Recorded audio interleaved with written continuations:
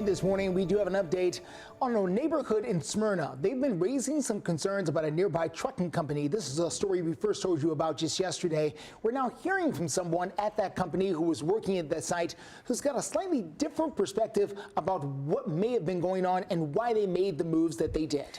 Either way, it's kind of a case of, we don't want this in our backyard kind of a story, right? Fox 17 News reporter Chris Knowles joining us live with the latest. Absolutely, Jennifer, exactly what you just said. That's what many of the neighbors are saying here. We actually just had one walk up and say she doesn't want this in her backyard, and they're referring to the Crown Enterprises, a facility that's right there behind us. And the neighbors have been complaining about the noise and the lights, and now we've talked to a worker, a contractor at the site, that tells us there's more to the story.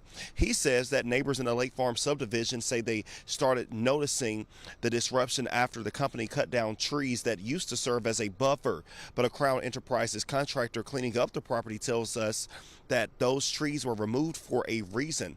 He says that the area had become a dumping ground with people leaving behind items like mattresses, toilets, trash.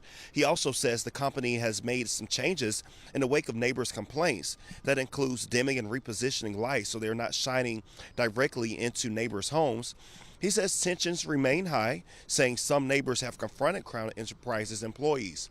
And as we've reported, the town has already cited the company for violations for the property, and the case is still set for April 23rd at the Smyrna Justice Center. And again, Jennifer, we've heard from some neighbors even early this morning saying how they, again, really just don't want this in the backyard, and we're going to be continuing to look deeper into this and see what is what when it comes to this property. So we'll keep you all updated with the latest. I'm Chris Knowles, Fox 17 News, your Code Red Station.